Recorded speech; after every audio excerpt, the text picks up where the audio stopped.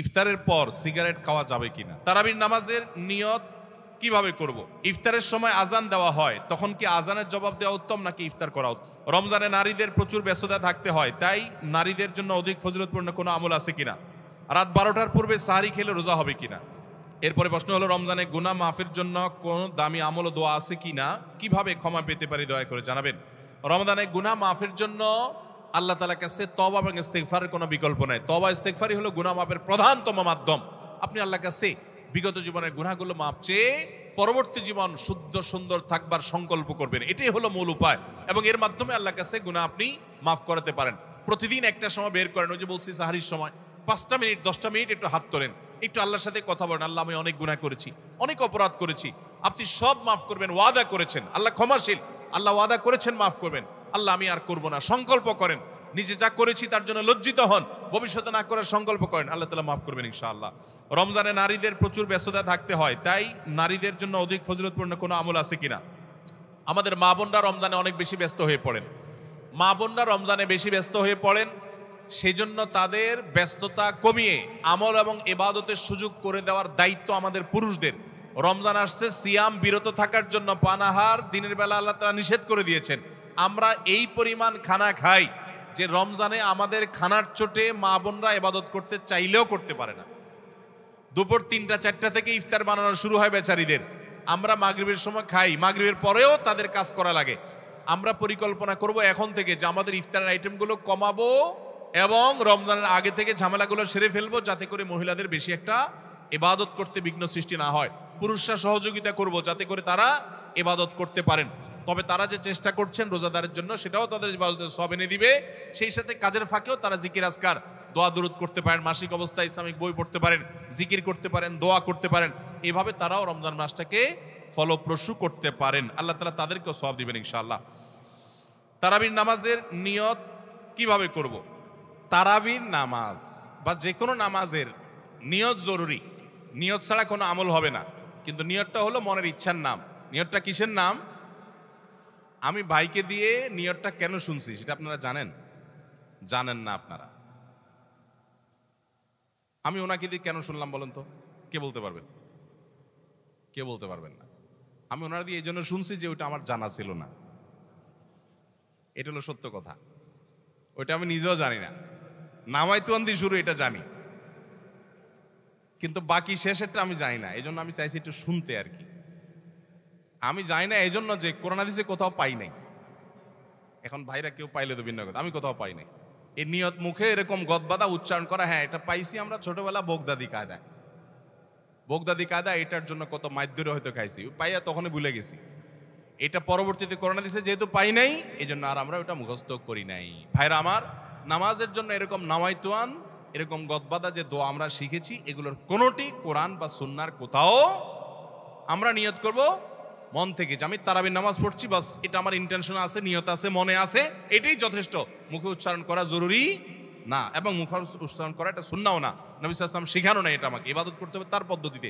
কোনো হাদিসে যদি উৎসাহ দেওয়া না থাকে আমি কেন সেটা করতে যাব, কসরত করতে যাব? তবে হ্যাঁ, নিয়তটা হলো অন্তরের ইচ্ছার নাম, সেটাই যথেষ্ট। আলাদা মুখে নামাইতুয়ান পড়ার দরকার নেই।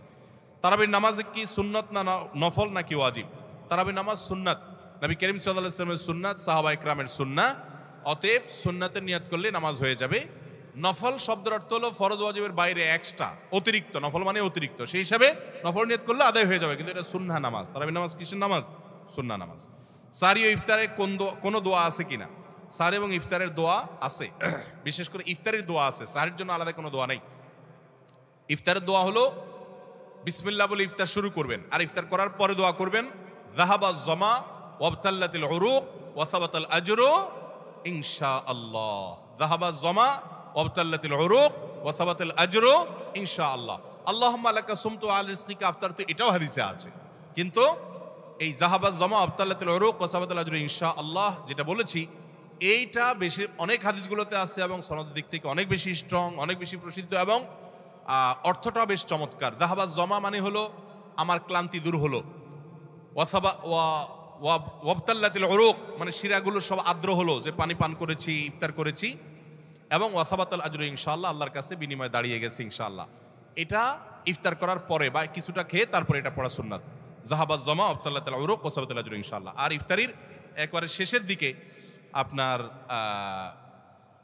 এই ইফতারের শেষের দিকে বা ইফতার শেষ করে তারপর এটা পড়বা। সাহারির জন্য আলাদা কোনো দোয়া আছে বলে আমার জানা নেই, তবে ওইটা দোয়া কবুলের সময় অতএব সাধারণ যে কোনো দোয়া আল্লাহর কাছে করবো।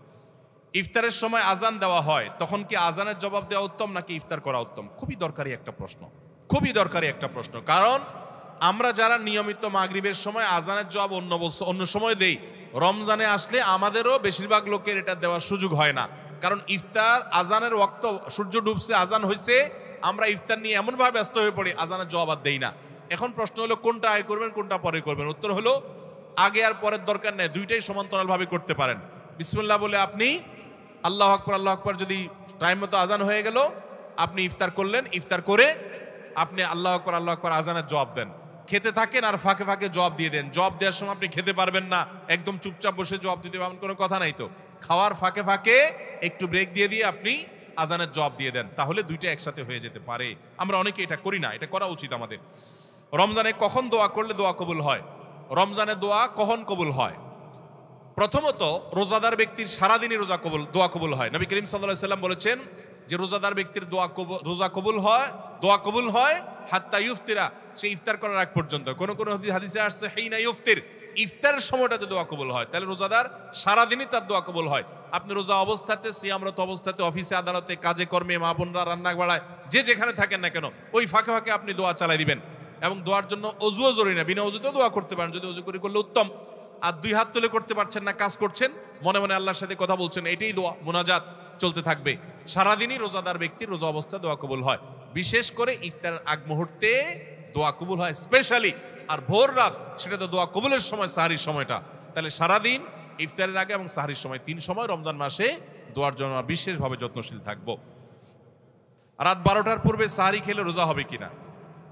যদি কেউ রাত 12টার পূর্বে সাহারি খায় তাহলে রোজা হয়ে যাবে। এমনকি মধ্যরাতে কেউ, শুরুর রাতে কেউ খেয়ে শুয়ে গেছে, সাহারি আর খায় নাই, তারও রোজা হয়ে যাবে। কিন্তু সাহারি খাওয়াটা সুন্নাহ। নবী করিম সাল্লাল্লাহু আলাইহি সাল্লাম বলেছেন তাসাহারু ফাইন্না ফিস সাহুরি বারাকাহ, তোমরা সাহারি খাও, কারণ সাহারির খাবারের ভিতরে বরকত আছে। অনেক মুরব্বীরা আছেন দুপুর রাতে সাহারি খেয়ে ফেলে, গ্রামাঞ্চলে বিশেষ করে। এটা উচিত না। সাহারিটা শেষের দিকে খাওয়া সুন্নাত। সাহারি খাওয়া শেষ হবে আর ফজরের আজান, এই দুইটার মাঝখানে 50টা আয়াত তেলাওয়াতের মতো সময় থাকবে, এটা হলো সুন্নাহ। অতএব সাহারিটা দেরিতে খাওয়া ভালো। কিন্তু যদি কেউ আগে খেয়ে ফেলে, রাত 12টার আগে খেয়ে ফেলে, রোজা হয়ে যাবে, সুন্নতের খেলাফ হবে। ইফতারের পর সিগারেট খাওয়া যাবে কিনা? বিল্লাহ, এই প্রশ্ন ভাই, এটা যে শুরুতে তো খেয়াল করলাম না। ইফতারের পর সিগারেট খাওয়া যাবে কিনা, এটা কোনো কথা হলো ভাই? ইফতারির পর আসলে হয়তো বা প্রশ্নটা এমন কোনো ভাই করছেন, যিনি প্রশ্নটা লিখে পাঠিয়েছেন, হয়তো এই বেচারা সিগারেটের বদভ্যাস আছে, আবার লোকটা রোজাদারও। তো সারাদিন ধূমপান ছাড়া থাকতে থাকতে বেচারা অধৈর্য হয়ে ইফতারের পরপরই হয়তো বা সিগারেট দিয়ে ইফতার করে কিনা আল্লাহ জানে। ইফতারের পর ধূমপান করা গুনাহ, কারণ যেটা মানুষের স্বাস্থ্যের জন্য ক্ষতিকর এবং নিশ্চিত ক্ষতিকর, যেটা মানুষের জন্য বিষের মতো ক্ষতিকর, ধ্বংসের দিকে মানুষকে নিয়ে যায়, এবং যেটার ক্ষতি ছাড়া কোনো উপকারিতা আপাত দৃষ্টিতে নাই, সেই জিনিসটা মানুষের জন্য হালাল হয় না, সেটা মানুষের জন্য খাওয়া জায়েজ হয় না। ধূমপানটা সেরকম একটা বিষয়। অতএব আপনি ইফতারের আগ পর্যন্ত তো করবেনই না, কারণ আপনি রোজাদার, সেই হিসাবে হালাল জিনিসও খেতে পারবেন না। কিন্তু ইফতারের পর যদি কেউ ঘুষ খায়, ইফতারের পর যদি কেউ কুকুরের গোশত, শুকুরের গোশত খায়, সেটা যেরকম ইফতারের পরে খাইছে দেখে হালাল হবে না, ধূমপানটাও ইফতারের পরে করছে দেখে হালাল হবে না। কথাকে বুঝাতে পারছি? আমাদের সমাজে কোনো কোনো ঘুষখোর আছে, আমি শুনেছি, দেখি নাই, যে তারা নাকি বিভিন্ন অফিসে ঘুষ খাওয়ার সময় যখন যারা ঘুষ দিবে ক্লায়েন্ট তারা আসে, তখন নাকি ড্রয়ারটা খুলে বলে, এখানে রেখে দেন ভাই, আমি রোজা আছি তো ইফতারের পরে নেব। এরকম শুনছি আমি, আল্লাহ জানে এরকম আসলে আদতে আছে কিনা, বাস্তবে আছে কিনা। তো এই বেচারা, সে রোজা রেখে ঘুষের টাকা ধরবে না, রোজা ভেঙে ইফতার করার পর তারপরে ধরবে। তার মানে সে মনে করে রোজা রাখা অবস্থায় করলে রোজার অসম্মান হবে, তো রোজা রাখার পরে, ইফতার করার পরে যে করবেন, তাতে আল্লাহর নির্দেশ লঙ্ঘন হবে না? রোজার মানেই তো বিরত থাকা, সিয়াম মানে বিরত থাকা, তার মানে হারাম থেকে বেঁচে থাকার ট্রেনিং আমি নিচ্ছি এখান থেকে, সেটা আমার আমল করতে হবে সারা জীবন ভর। অতএব যারা রোজা রেখে ধূমপান করছেন না তারা ইফতারের পরেও ধূমপান করবেন না। আল্লাহ আমাদের ভাইদেরকে বেঁচে থাকার তৌফিক দান করুন। যদি কোনো কারণে শয়তানের প্ররোচনার পরিচিতি আপনি করেই ফেলেন তো আপনি প্রতিজ্ঞা করবেন আস্তে আস্তে সেখান থেকে বের হয়ে আসার। রোজা অবস্থায় ধূমপান করলে তো রোজাও ভাঙবে, আবার রোজা ভাঙার গুনাহ হবে, ধূমপানের গুনাহ হবে, ডাবল গুনাহ হবে। ইফতারের পরে করলে আপনি ধূমপানের গুনাহগার হলেন, রোজা ভাঙার গুনাহগার হলেন না, জাস্ট পার্থক্য এতটুকু, কিন্তু সেটাও অবশ্যই গুনাহ হবে। আমি প্রায় বলার চেষ্টা করি যারা ধূমপানের বদভ্যাসে আক্রান্ত, আসক্ত, ছাড়তে পারতেছেন না, রোজার মাস দারুণ সুযোগ। কিভাবে দারুণ সুযোগ? আমরা বাংলাদেশে মানুষ কয় ঘন্টা রোজা রাখি?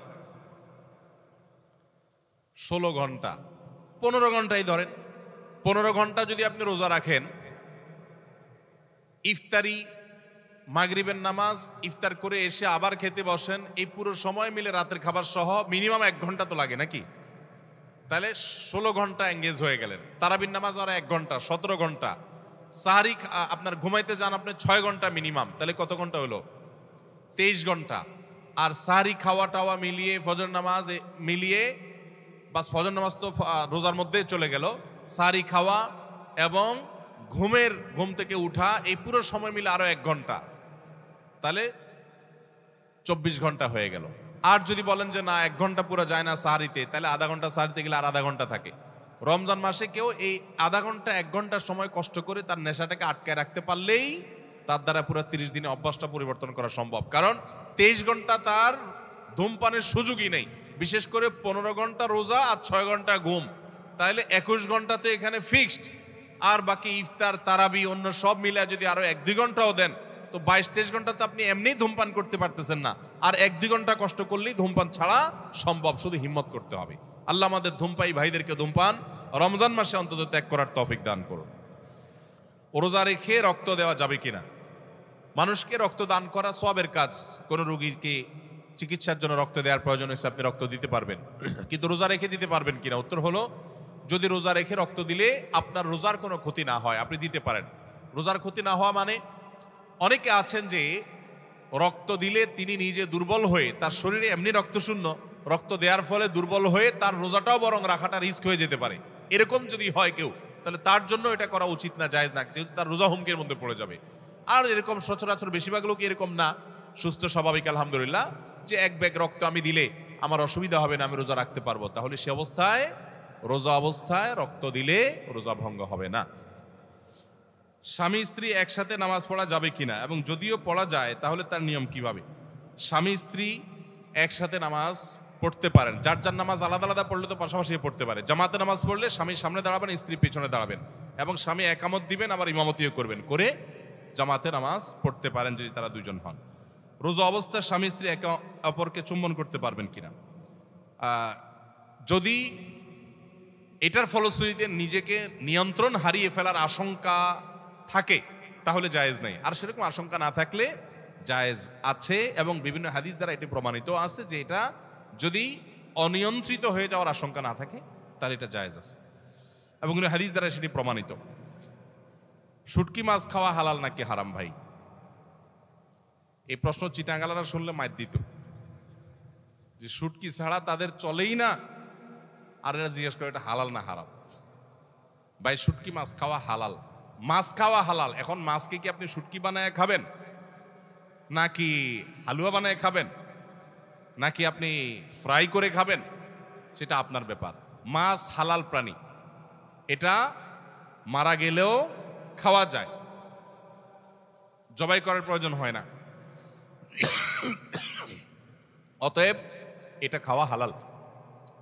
শুটকি খাওয়া শুধু হালালই না, চিটাঙ্গের ওলামা একরামদের অনেকে, আমরা চিটাং পড়াশোনা করছি যখন, আমাদের ওস্তাদরা অনেকে বলতেন শুটকি খাওয়া বেটা হালাল না, শুধু সুন্নত। তো বলতাম সুন্নত কেমনে, এটা দলিল কি? দলিল দিয়ে বলতেন যে সাহাবীরা একবার একটা বড় মাছ পাইছেন এক সফরে, সম্ভবত আম্বর নাকি হাদিসটা জানেন, বিশাল একটা মাছ পাইছেন কোন একটা অভিযানে, যে সমুদ্র থেকে উপরে উঠে পড়ে গেছে বিশাল মাছ। তো সে মাছ তারা খেয়েছেন, খাওয়ার পর সেখান থেকে মাছ নিয়েও আসছেন। এখন সাহাবীদের মধ্যে এই মাছ দীর্ঘদিন তারা ওখানে খেয়েছেন, আবার নিয়েও আসছেন। নবী করিম সাল্লাল্লাহু আলাইহি সাল্লামকে জিজ্ঞাসা করা হলো এটা হালাল না হারাম। তো নবী করিম সাল্লাল্লাহু আলাইহি সাল্লাম সেটা খাওয়ার অনুমতি দিলেন এবং বললেন যে আর আছে কিনা। তো এখন যারা সুন্নত বলেন তারা বলেন এই মাছ সফরে পাইছে, তারা সেখান থেকে খাইছেন, ওইটা রাখছে, আবার নবী নিয়ে আসছেন মদিনাতে, নবী সাল্লাল্লাহু আলাইহি সাল্লাম সেখান থেকে আছে কিনা জানতে চাইলেন, নিলেন, খাইলেন। তাহলে এই যে মাছ সেখানে ধরা পড়ছে এবং সফর, তখন তো আর বিমানের সফর ছিল না যে কয়েক ঘন্টা চলে আসতে সময় লাগছে, এগুলা কেমনে হয়েছে? নিশ্চয়ই শুটকি বানায় আনছে। এই দলিল দিয়া, যদি এই দলিল কোনো যৌক্তিক না, কিন্তু এটা ঠিক যে শুটকি খাওয়া কি হালাল, এই দলিল কোনো শক্তিশালী দলিল না যে এর মাধ্যমে শুটকি প্রমাণিত হয় যে নবী সাল্লাল্লাহু আলাইহি ওয়াসাল্লাম শুটকি খেয়েছেন। এটা বিভিন্নভাবে হতে পারে, লবণ দিয়ে রাখা হতে পারে, তারপরে যা মরুভূমি এলাকাতে এমনি জিনিসপত্র একটু দেরিতে পৌঁছে সেভাবে হতে পারে, আর নানাভাবে হতে পারে, আবার শুটকিও হতে পারে, আল্লাহু আলাম। বাকি শুটকি খাওয়া যে হালাল এতে কোনো সন্দেহ, আপনার যদি রুচি না কুলায়, গন্ধ লাগে আপনার কাছে, আপনি না খেলেন। অনেক জিজ্ঞেস করে বট খাওয়া হালাল কিনা, ওই যে গরুর বুড়ি, এটা খাওয়া হালাল, সেটা আপনার রুচির ব্যাপার, আপনি খেতে মনে চাইলে খেতে পারেন। গোস্তকে মাংস বলা যাবে কিনা, অনেকে এটা নিয়ে খুব আপনার শক্তভাবে বলেন যে গোস্তকে মাংস বলা যাবে না, বললে গুনাহ হবে। কেন? কারণ মাংস হলো মায়ের অংশ, মা যোগ অংশ সমান সমান মাংস। হিন্দুরা গরুকে মায়ের অংশ মনে করে, সেজন্য তারা তাকে মা বলে, এই জন্য ওই গরুর গোস্তকে মাংস বলা হয় মায়ের অংশ থেকে। আমরা তো সেটা মনে করি না, অতএব আমরা মাংস বললে গুনাহ হবে। এগুলা সঠিক কথা না। গোস্তকে মাংস বললে কোনো অসুবিধা নেই, কারণ প্রথমত অংশ তালিব্যস দিয়ে রেখেন না, আর মাংস লিখলে মহাকার, অনুস্বকার, তালিব্যস না দন্তস, তাহলে এটা অংশ থেকে হইলে কিভাবে বোঝা গেল? আর দ্বিতীয় কথা হলো, মায়ের অংশ তো হিন্দুরা গরুকে মনে করে, ছাগলকে তো মায়ের অংশ মনে করে না, মুরগির তো আর মনে করে না। তো আমরা তো ছাগলের মাংস বলি, মুরগির মাংস বলি, আর এটা অথেন্টিক কোনো সোর্স থেকে প্রমাণিত নয় যে সেখান থেকেই মাংস এবং সে উদ্দেশ্যেই মাংস বলা হয়। বিদায় গোশতকে মাংস বললে কোনো অসুবিধা নাই। হযরত আসওয়াদ নাকি দুধের মতো সাদা ছিল, কিন্তু আদম সন্তানের পাপের স্পর্শে পাথরটা নাকি কালো হয়ে গেছে, কথাটা কি সত্য?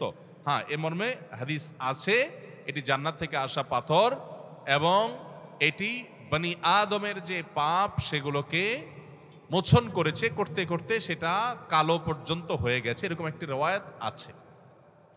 কি কি কারণে একজন ইমামের পিছনে নামাজ পড়া যাবে না? একজন ইমামের পিছনে নামাজ পড়া যাবে না যখন তিনি শিরকে আকবরে লিপ্ত হবেন, কুফুরে আকবরে লিপ্ত হবেন, অর্থাৎ ইমান চলে যাওয়ার মতো কোনো কাজ যদি করে, তাহলে ওই ইমামের পিছনে নামাজ পড়া যাবে।